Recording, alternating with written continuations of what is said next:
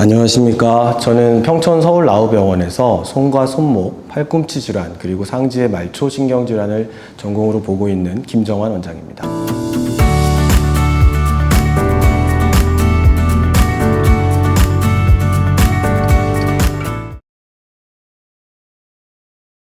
방아쇠수지라고 하는 것은 손가락이 말 그대로 딸깍딸깍하고 걸린다라는 것에서 유래된 병으로요. 손가락을 구부리는 힘줄에 염증이 생겨서 그 손가락을 구부리는 힘줄인 활차라고 하는 부위에서 그 힘줄이 걸리게 되어서 딸깍딸깍하는 현상을 발생하게 하는 질환입니다. 과거에는 중년 여성에서 손을 많이 쓰면서 발생되는 경우가 흔했는데요. 요즘에는 젊은 분들의 경우에는 스마트폰 사용, 그리고 중년 남성들의 경우에도 테니스나 골프, 그리고 운전 등의 뭘 이렇게 잡고 하는 운동이나 활동이 많아지면서 많이 발생을 하게 됩니다. 방아쇠수지는 아까 말씀드린 대로 딸깍딸깍 하는 현상을 주로 나타내는 질환입니다. 하지만 처음에는 주로 손바닥의 가운데 부분, 이 부위인데요. 이 부위의 통증, 그리고 눌렀을 때 압통이라고 하는 통증이 주로 나타나게 되고, 아침에 주로 나타나는 손가락을 구부릴 때 뻣뻣한 증상을 주로 호소하시게 됩니다.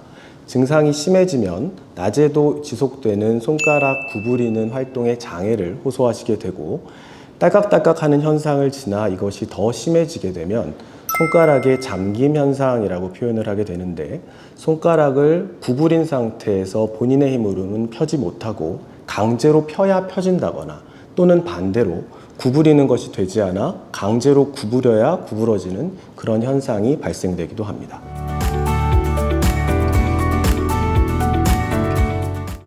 방아쇠수지는 말 그대로 손가락 구부리는 힘줄의 염증이기 때문에 처음 나타내는 증상들이 아침에 나타나는 뻣뻣한 증상입니다. 그래서 환자분들이 아침에 눈을 뜨고 손가락을 구부리려고 할 때 이것이 잘 되지 않거나 손가락의 가운데 부분, 이렇게 가운데 부분에 눌렀을 때 통증이 나타나는 경우에는 방아쇠수지증이 발생되고 있구나라고 자가진단을 해보실 수도 있겠습니다. 처음에 증상이 심하지 않고 발생된 지 얼마 되지 않은 경우에는 휴식이나 따뜻한 물 등을 이용한 온찜질 등이 증상 완화에 도움이 될 수가 있겠습니다. 물론 손가락의 사용을 줄이시는 것이 가장 중요합니다. 이러한 보존적인 방법으로 호전이 없는 경우에는 병원에 방문하시어 약물치료나 물리치료 등을 시행할 수 있고, 비스테로이드성 소염 진통제라고 하는 약물을 복용하는 것이 증상 완화에 도움이 될 수가 있겠습니다. 하지만 이런 약물 복용이나 물리치료까지 시행했는데도 증상이 호전되지 않거나 또는 악화되는 경우에는 저희가 주사치료를 시행하게 되는데, 힘줄이 마찰되는 부위인 손가락의 가운데 부위에 주사를 직접 놓아 염증을 가라앉히는 치료를 시행하게 됩니다. 보통 주사를 맞게 되면 2, 3일 정도 안에 굉장히 드라마틱한 증상의 호전을 보이시는 분들이 많은데요. 하지만 이런 주사 치료에도 발생될 수 있는 합병증 등이 있기 때문에 2, 3회 이상의 주사 치료로도 증상의 호전을 보이지 않는 경우에는 이 부위에 힘줄이 마찰되는 활차 부분을 절개해서 유리시켜주는 활차 절개술을 시행하게 되는데, 이는 5분 내에 간단한 수술이기 때문에 간단히 치료할 수가 있겠습니다. 방아쇠수지 예방을 위해서는 일단은 손가락을 덜 쓰시는 것이 가장 중요하고요.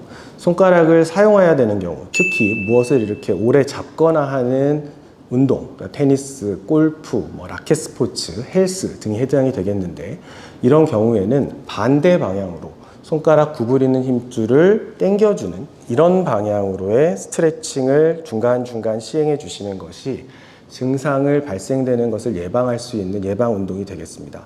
하지만 이는 증상이 발생된 이후에는 오히려 증상을 악화시킬 수 있기 때문에 시행하지 않으시는 것이 좋겠습니다. 지금까지 방아쇠수지증이라는 질환에 대해서 간단히 설명을 드렸습니다. 감사합니다.